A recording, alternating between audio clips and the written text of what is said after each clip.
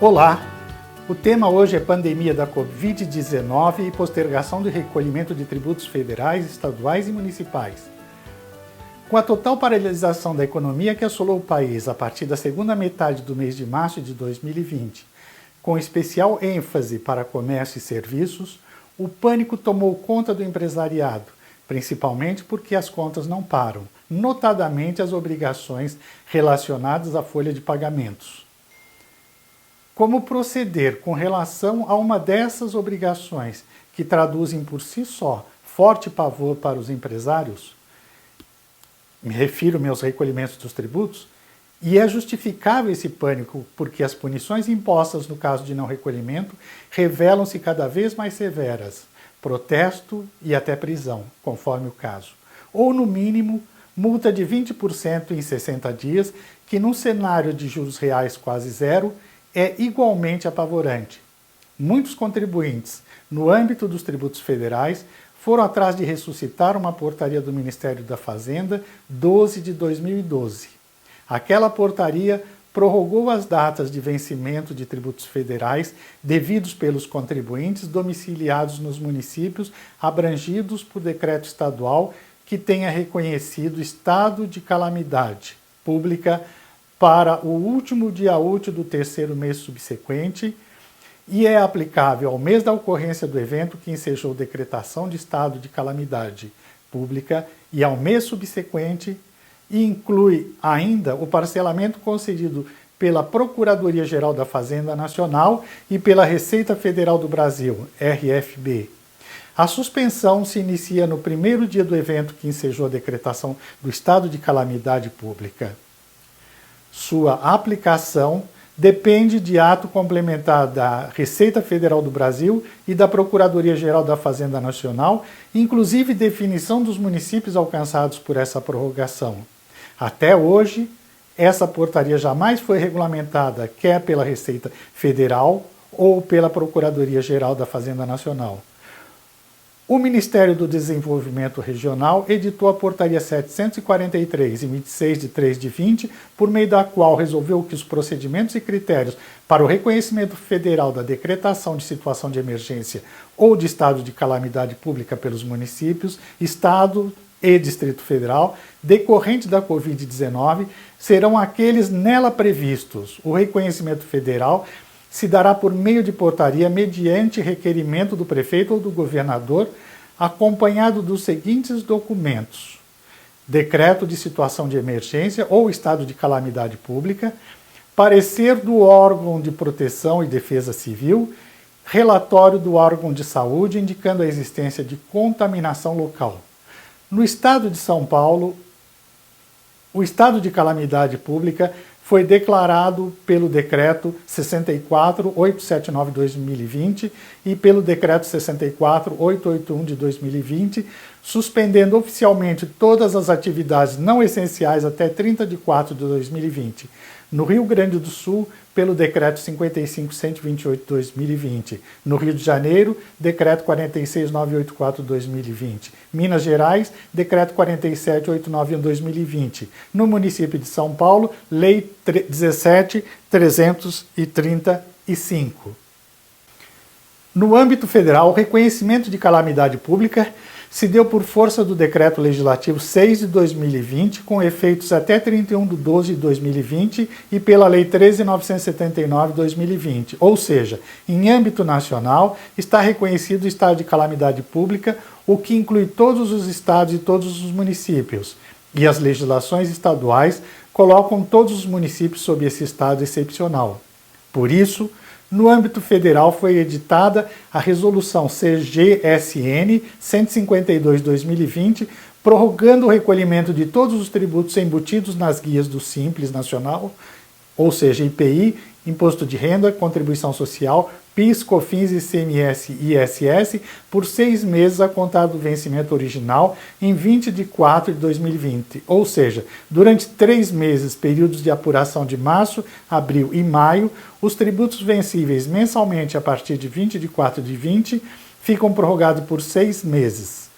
Com base nesses elementos de forte impacto, muitos contribuintes têm ido ao judiciário e obtido liminares reconhecendo o direito de prorrogar o recolhimento de tributos federais, IRPJ, CSL, PIS, COFINS, geralmente por 3 meses contados da data de cada vencimento e condicionado à manutenção dos empregos. Normalmente, a decisão liminar tem contemplado o prazo de 3 meses, mas é de se indagar se esse prazo não deveria se estender até 31/12/20, período abrangido pelo estado de calamidade nacional. Isto porque, no caso de um evento pontual que tenha determinado a suspensão do recolhimento dos tributos, o prazo de 3 meses poderia ser contado a partir dele, evento.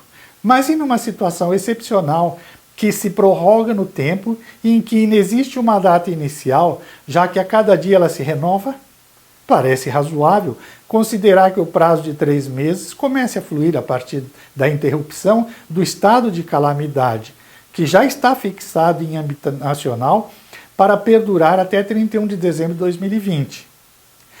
Há decisões reconhecendo também a prorrogação do recolhimento dos tributos estaduais e municipais, inclusive no âmbito estadual para débitos vencidos de 1 de março de 2020 até 1 de maio de 2020. A Fiesp já ajuizou a ação pedindo a prorrogação dos vencimentos dos tributos estaduais, incluindo simples e substituição tributária, de março a junho, por 180 dias a contar de cada vencimento, sem multas. Os estados já decidiram que não adotarão isoladamente medidas relacionadas à postergação do ICMS, mesmo existindo o convênio ICMS 181 de 2017, com base no qual o estado do Paraná adiou o prazo de recolhimento desse imposto por 3 meses. Trata-se, afinal, de prorrogação que atende à justiça fiscal, capacidade contributiva, razoabilidade e liberdade econômica, pois sem receita não há como manter o giro do empreendimento, o que inclui pagamentos de salários, fornecedores, dívidas e, claro, tributos. Se os estados como São Paulo foram ao Supremo Tribunal Federal e conseguiram prorrogação do pagamento de suas dívidas com a União, por que os contribuintes não se intitulariam a tal benefício? Ainda mais que estados federativos, assim como a União e municípios, detêm muito maior poder de pagamento, porque podem emitir títulos públicos negociáveis no mercado e resgatáveis em até 30 anos, o que o particular não pode fazer. Nem mesmo as empresas listadas na Bolsa, porque o mercado acionário está despencando, num ritmo sem precedentes, conseguem tal façanha, se financiar. Os argumentos para ir ao judiciário são consistentes. Os bancos privados não estão concedendo crédito e os bancos públicos, quando fazem, é mais oneroso às empresas do que a prorrogação do recolhimento dos tributos. Por incrível que pareça, a Procuradoria-Geral do Estado de São Paulo, PGE, manifestou-se contrária ao adiamento do recolhimento do ICMS ou dos parcelamentos em curso. Segundo ela, nesse momento todo o esforço deve se concentrar em políticas de emergência para salvar vidas. E a nossa perplexidade se justifica porque o governador tem vindo a público na TV pedindo que as empresas não dispensem seus empregados. Ora, é como se dinheiro nascesse em árvores. Diante disso, alguns contribuintes têm utilizado a teoria do fato do príncipe para sustentar que a imposição de quarentena embasaria o direito ao adiamento do recolhimento dos tributos. Para a PGE, não há fato de príncipe, porque a pandemia foi declarada pela Organização Mundial da Saúde. O fato, e esse é incontornável, é dever do Estado, União, Estados e municípios, assegurar o direito à propriedade. E o fundamento é constitucional, artigo 5º, caput, inciso 22, ainda porque a propriedade deve atender à sua função social, Constituição Federal, artigo 5º, inciso 23, o que significa riqueza, empregos e financiamento do erário público via tributos, além de constituir princípio da ordem econômica, assegurar a propriedade privada, Constituição Federal, artigo 170, inciso 2, e função social da propriedade, Constituição Federal, 170, 3. Por isso é que toda a estrutura jurídica é concebida para preservar a empresa. Por exemplo, lei de falências e recuperação judicial. E as decisões judiciais estão sempre em consonância com esse objetivo maior.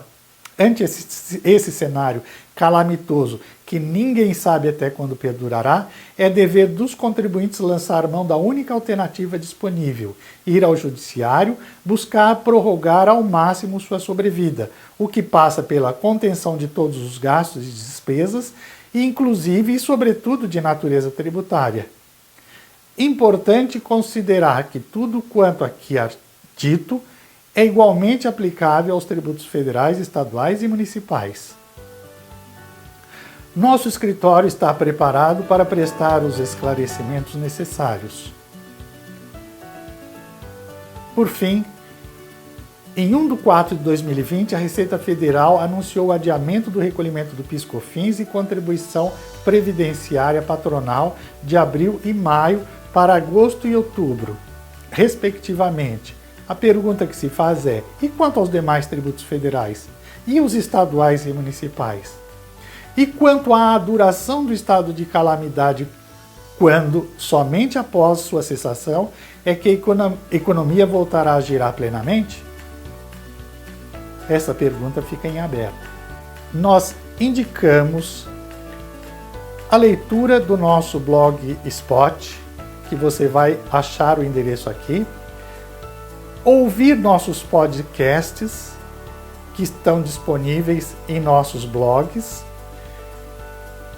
e os principais podcasts, e subscrever o nosso canal do YouTube para você acessar as nossas informações, todas elas ali disponíveis. Muito obrigado e até uma próxima.